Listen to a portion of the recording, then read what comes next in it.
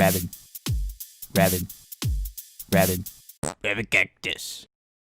Ye who hold upon the sacred sword, ye have returned to the appointed spot. I don't know, he kind of turned it Hawaiian there. Speak to me. I like to interrupt game. If you wish to interrupt your adventure again, speak what? If you wish to interrupt your adventure, in parentheses, game. Well, what's he talking about? Speak to me. Like if you wanna save, I guess. The one that you have marked to prove your account. Well, so these guys are like the save points, right? But the only way to save on them is if you quit. Like you have to save and quit. Really? You can't just save. Lame. Well, what's up, everybody? Welcome back to Rabid Cactus. We're back in Twinkletown. What's this place called? Clocktown. I like Twinkletown, though. We're back in Clocktown. I'm gonna tell you what time it is. Currently it is 7:30 in the morning. Hey. I think. How can you tell it's 30? I think all the way around that diamond at the bottom. You see how the sun's like spinning around? Like it's about to be 7:45. And I'm pretty sure it's a minute is an hour. We got the DQ mask last time. I saved that bird. And now the world is ours. I showed you some glitches. So for this episode, I was thinking we just kind of walk around Clocktown and have fun. Well, I'm down. There's not honestly a lot to do before you upgrade. I guess not you upgrade, but you get upgraded by like getting more masks and progressing in the story, you know? Mm-hmm. So right now there's just a few things we can do. We can come over here and we can... Did we get a bank account already?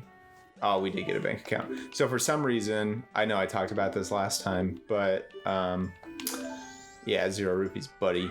Even though we're time traveling, our hand stays stamped with the bank account number and however much rupees is in there. It doesn't make much time travel sense, but you know what? I'll take it. I mean, this is what, a 90s game? You know, they didn't have the memory on the onboard chips to get time travel make sense, you know? Sure. They barely had enough onboard memory in Back to the Future to get that to make sense. And it still doesn't really. Exactly. All right, I'm gonna show you this little fun trick up here. So there's this little pathway, and if you hop across it, ooh, yeah, look at that. There's some platforming action for a game that you can't jump in. It's really fun to platform with the N64 controller because your thumb, just gets ripped into this dumb analog stick. It hurts, but it's worth it. And there's a little 100 rupees right there. Dang. And you can do that every day. Every time you reset the clock, that gets reset. So you can just get a free 100 rupees. What the heck just happened there? You can get a free 100 rupees every single day. How, in this game, how big can your wallet get? It can get up to 500. So when I'm going to go deposit this in our bank. Mm-hmm. I think once you save 200 rupees... you get a wallet for 200 rupees, and then you have to do a side quest to get the bigger wallet. Well, that'll be fun. So we're going to go ahead and deposit. Yeah, take a look. I hate how this guy stamps at me. He's going to start going pat, pat, pat. Look at that. I hate that. Little greedy man. All right, so... he's driving, man. Yep, there we go. So yeah, I think it's once you hit 200, he will give you that. So I'll show you some tricks I know with the Ocarina 2. If you do, Song of Time, right? I know that from memory. I'm kind of good. So if we hit this, it'll reset the time, the day. I don't want to do that at current since it's only like 8 in the morning. Always saves the game. But if you do the double Song of Time, look at that.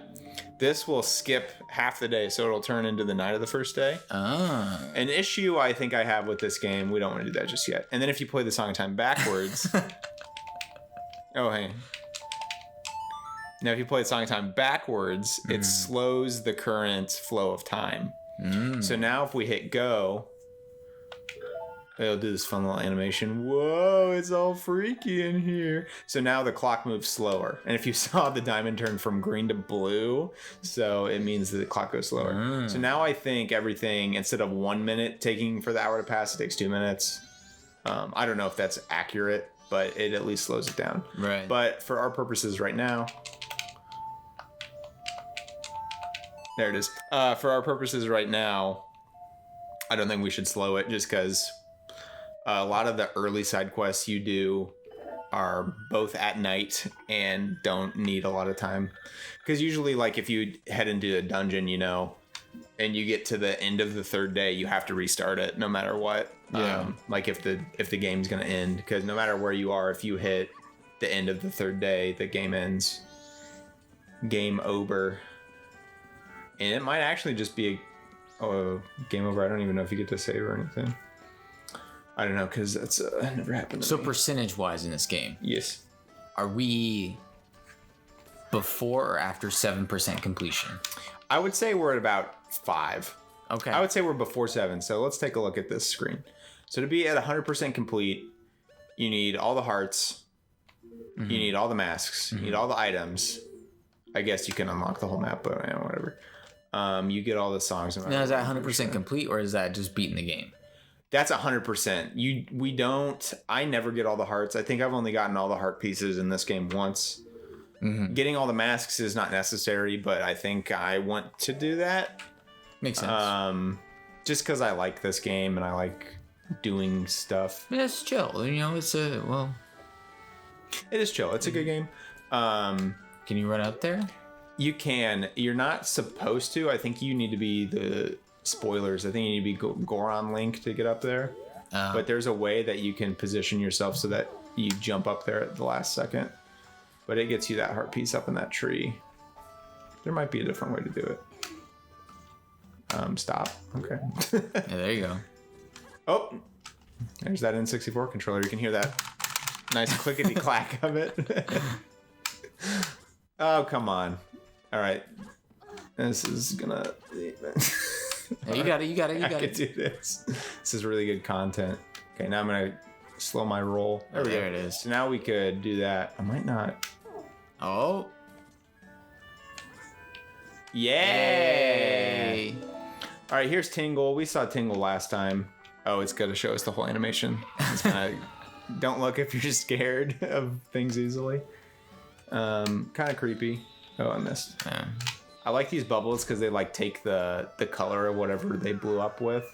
Oh, really? So like if you, it's like it's green and Tingle like, but if I do it over here, like on that wall, it'll be like the same color as the wall when it flies. Oh.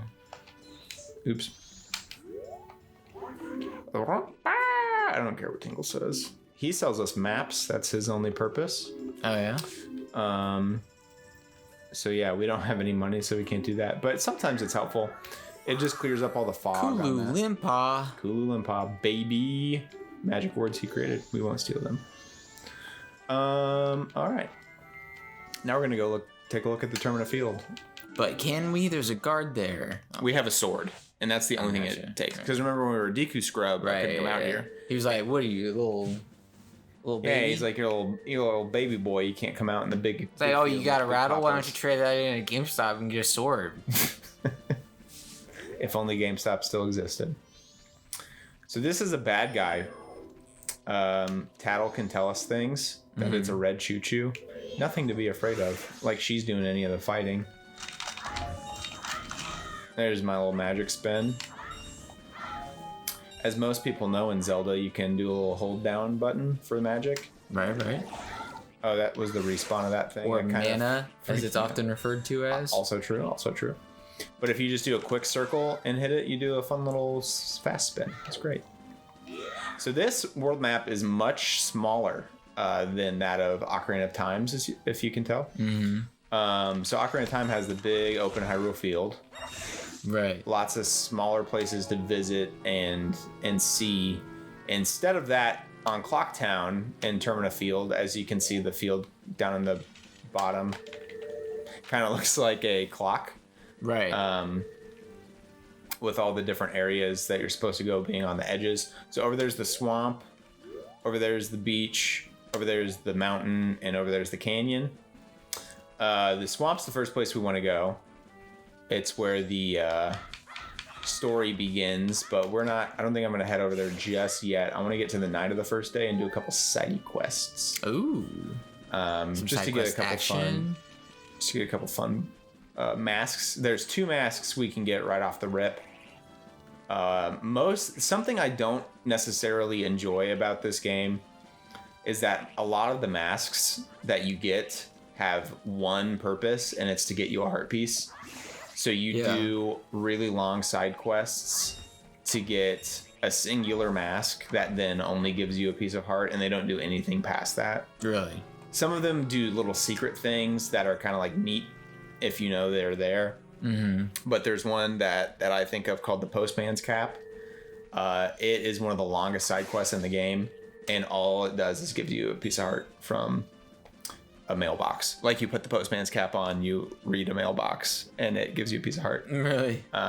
It just seems kind of pointless to give you like a whole inventory item spot just for that. Right. But they're fun little collectible things. Most of the quests in this game aren't hard. They're mostly just running and finding something, or noticing something out of place, or I don't know, doing something weird. We'll find a lot of them are really situational too. Like, we'll find the first mask I'm going to get is called the bomb mask, or maybe I'll get the other mask first. I have thoughts on what I want to do. Oh, you have thoughts? Yeah. So like on the one mask I'm going to get is at the night of the first day. There's the bomb mask, and you get it by being in North Clocktown at midnight, and you have to be at North Clocktown at midnight, or else you can't get it on the first day specifically. And then there's another quest later where if you save or do the quest for the bomb mask after you've already gotten it or whatever, you can't get another mask a different day because the old lady has to get robbed for you. Or maybe you have to save her. I don't remember. It's either you have to save her or you don't have to save her. Mm-hmm. Maybe it is you do have to save her. There's an old lady with a thing, and you have to save her. We're going to go ahead and get this one mask first because I think we can get it right now. I want to be a Deku for a little bit. I like his little spinny move. Yeah. Yeah, so there's a lot of interesting things where like you have to do parts of different side quests to finish a bigger, different side quest. Right.